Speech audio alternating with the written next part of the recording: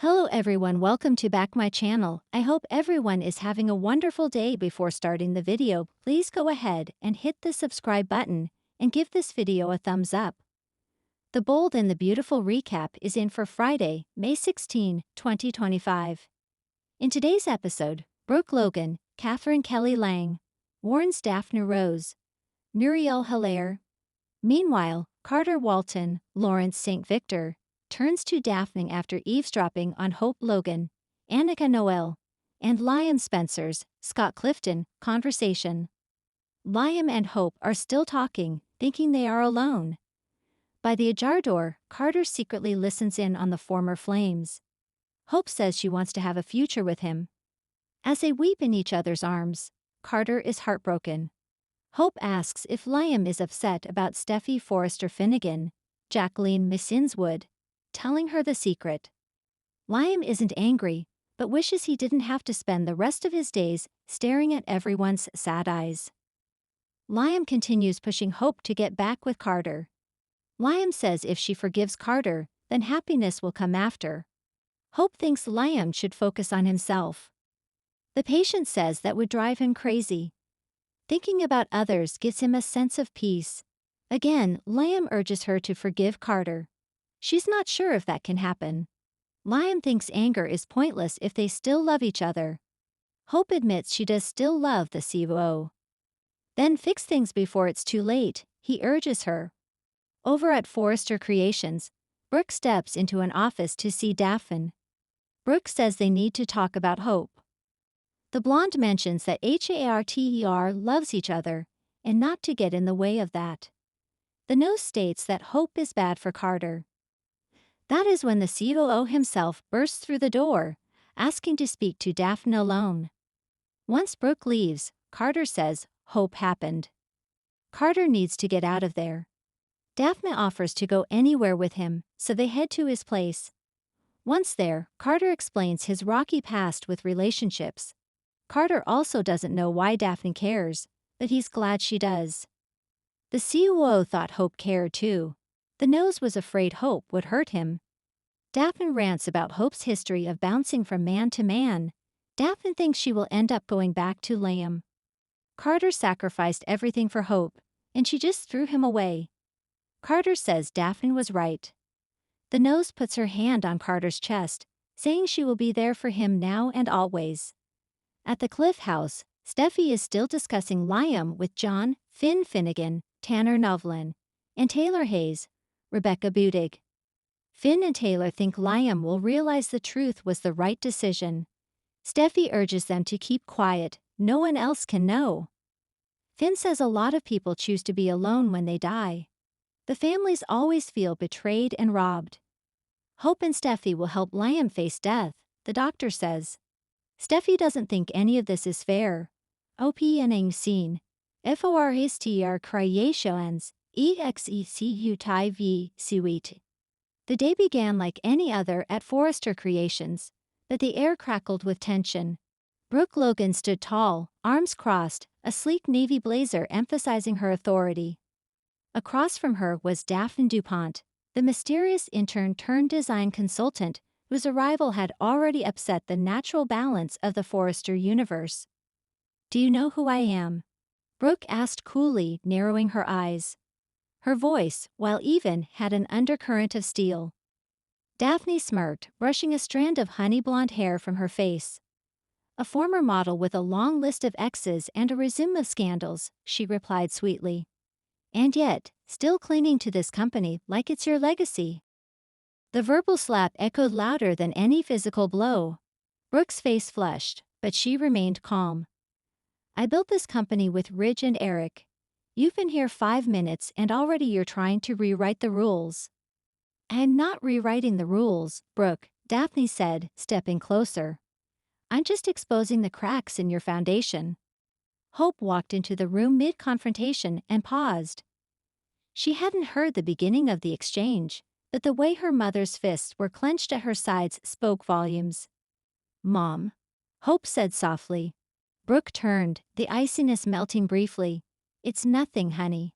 Just setting some boundaries with our guest consultant." Hope's gaze flicked to Daphne, who smiled like a cat who had just finished a bowl of cream. Something about Daphne always felt off. But lately, Hope had been so preoccupied with Liam's erratic behavior and Luna's strange connection to Finn that she hadn't paid enough attention to Daphne's infiltration. Brooke turned back toward Daphne. You may have Eric fooled with your charm and your fox humility, but I know a manipulator when I see one. I'm flattered, Daphne replied, but I don't manipulate. I merely suggest, gently. She gave Hope a sideways glance. Ask your daughter.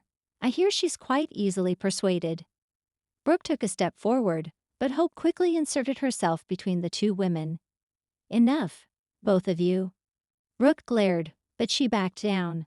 Daphne, with the poise of someone who knew she'd won the round, turned and sashayed out of the room, heels clicking smugly across the polished floor. Q2. Forester Creations. Carter's office. Carter sat alone at his desk, a glass of scotch in hand. Files lay scattered in front of him, though none of them held his attention. His eyes were red-rimmed, his usual suit rumpled. He hadn't shaved, he hadn't slept. And worst of all, he hadn't been able to shake the sound of Katie's voice saying goodbye. The flashback haunted him. I love you, Carter, but I can't pretend anymore. You'll always be my second choice. He crushed the glass in his hand, thankfully plastic, but the frustration was real. Donna had come by earlier and left a cinnamon roll and a few kind words, but he hadn't touched it. His appetite was gone. It wasn't just the heartbreak, it was the humiliation. He had done everything right. Been patient, respectful, loyal. And yet, here he was, the latest in a long line of men who'd fallen for a Logan and come away shattered. As he stared blankly at a design proposal, Thomas walked in, his usual swagger dulled. Man, you look like hell, Thomas said bluntly. Carter gave a bitter laugh. Appreciate the honesty. Thomas leaned against the desk. Look, I heard about Katie. I'm sorry, but maybe this is a blessing in disguise. Carter looked up, eyes sharp. A blessing? Yeah, Thomas shrugged. Now you're free to find someone who actually wants you, who doesn't see you as a backup plan. Is that how Hope sees you? Carter snapped before he could stop himself. The jab landed. Thomas tensed, his mouth a hard line. You want to go there? Silence stretched. Then Carter sighed, running a hand through his hair. No, I'm sorry, that was out of line. Thomas nodded slowly. You're in pain. I get it. But don't let this destroy you, Carter. You're one of the good ones. Carter gave a tight nod, but in his heart, the spiral had already begun. Q2. Brooks AVOUS. Later, T8EVENANG. Brooke and Hope returned home, the tension from Forrester still thick between them. I don't trust that woman, Brooke said as she poured herself a glass of wine. Daphne's up to something. I agree, Hope said quietly. But we can't accuse her of anything without proof. She's turning Ridge's head, Brooke hissed. I saw the way he looked at her during the last design meeting. Hope flinched. The wounds of her mother's on-again, off-again saga with Ridge never seemed to heal. I'll keep an eye on her, Hope offered. Brooke nodded. And if you find anything, tell me. I'm not letting another woman destroy my family. Q2. Forester Design FLOR Night. Hope returned to the office late to retrieve her sketchbook, only to hear voices behind the closed door of the design conference room. She paused. The door was cracked just enough. Inside, Daphne and Eric were talking, softly, conspiratorially. I've done what you asked, Daphne said. Brooke suspects me now. She's volatile, emotional. It won't take long. Eric nodded slowly. Good. The less she knows, the better. Hope's hand froze on the doorknob. Her heart began to race.